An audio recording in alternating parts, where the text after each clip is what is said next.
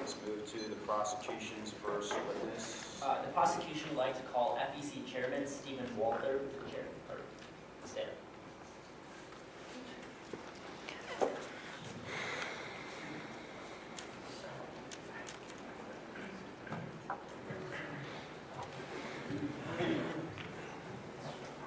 Good afternoon, Mr. Walther. Could you please describe your job with the FEC?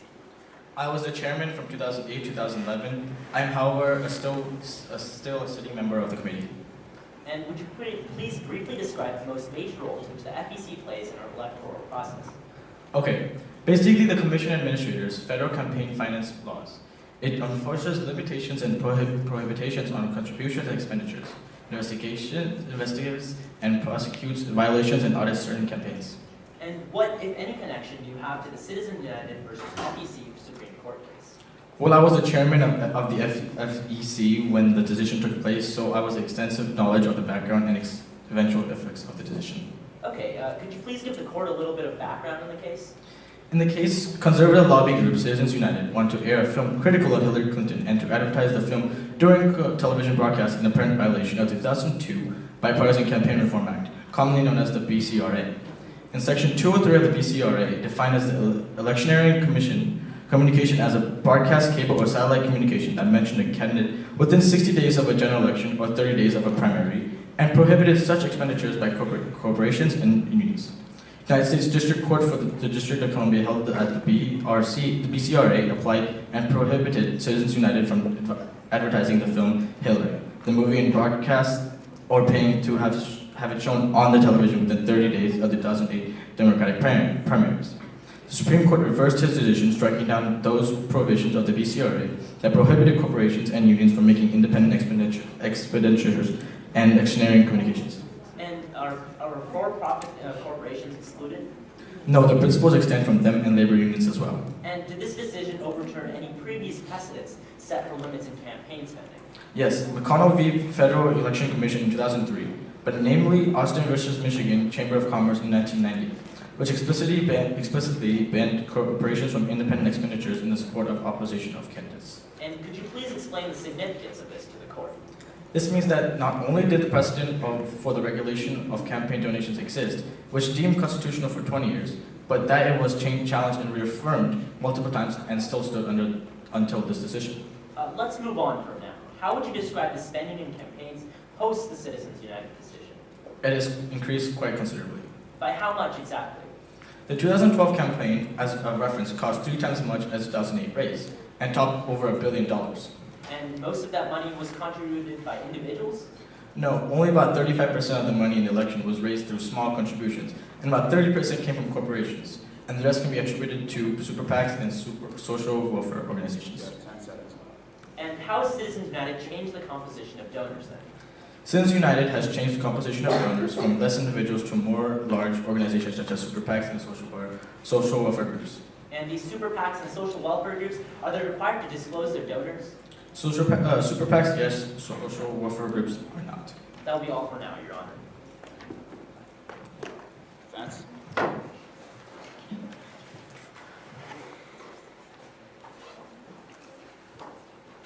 Now, as the prosecution has stated with their chairman of the FEC during 2008 to 2011, they clearly brought up the point that the chairman of the FEC at that time did not agree with the decision made by the Supreme Court. However, when we look towards the current chairman of the FEC, Lee E. Goodman, he clearly stated to the American Bar Association that the Citizens United case had absolutely no effect on individuals' rights in elections and the rights of corporations in general. So actually, the Citizens United case, unlike what the prosecution tries to advocate for, the Citizens United case had absolutely no bearing on the rights of the people versus the corporations. Therefore, the prosecution has absolutely no substance within their arguments. Redirect, Your Honor.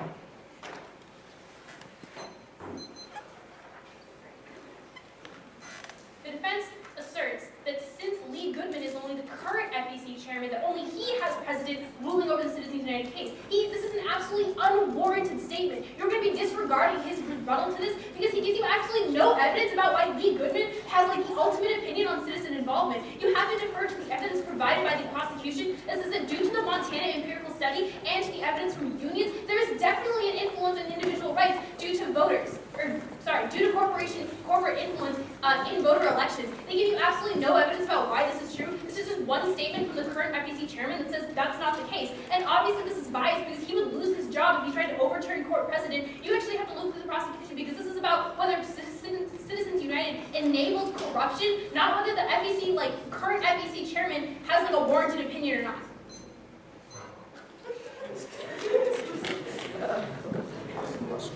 The prosecution would now like to present video evidence from Senator Warren.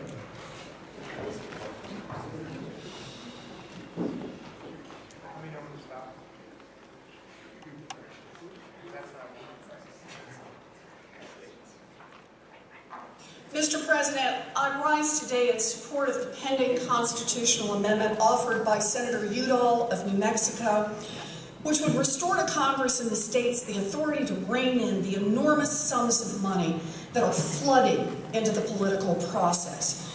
As they built our democracy, the founders feared the impact of concentration of power. John Adams, a Massachusetts native and the author of our state constitution, expressed this idea well.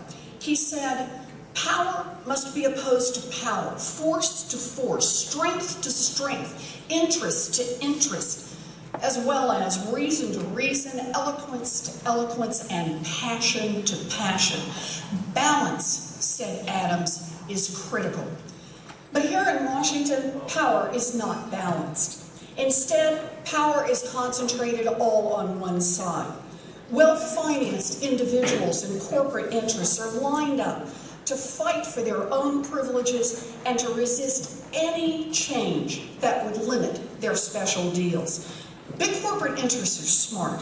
They fight every day on Capitol Hill, every day in the agencies, every day in the courts, always with the same goals in mind: to bend the law to benefit themselves. And the United States Supreme Court is doing all it can to help them.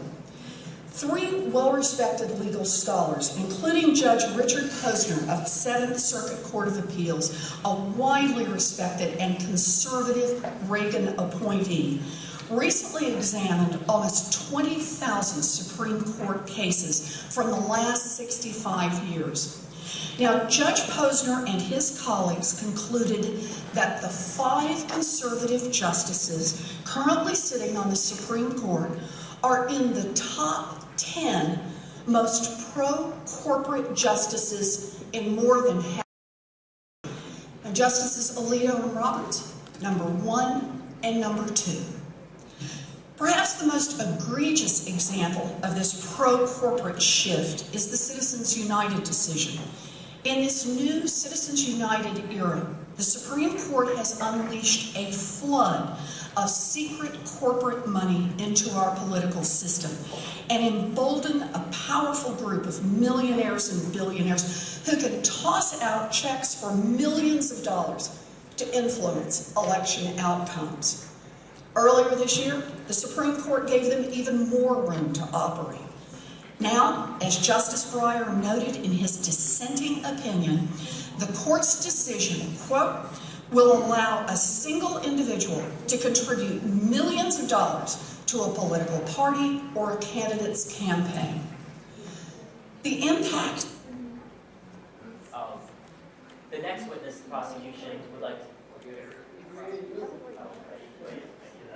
Defense, would you like to cross?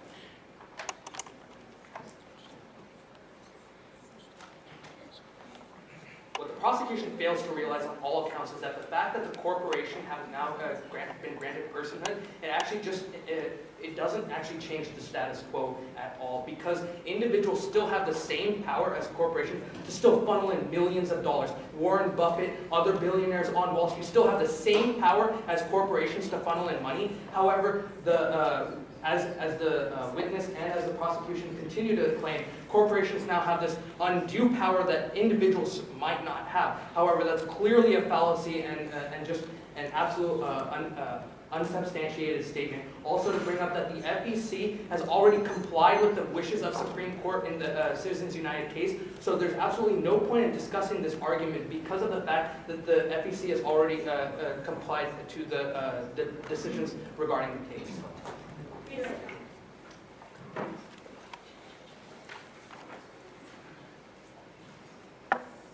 The defense says that this argument does not change the status quo. I am yet to meet a bunch of people who can sit in one room and say they're all as rich as Warren Buffett. That is not representative of the individual voter influence that pervades across every citizen in America.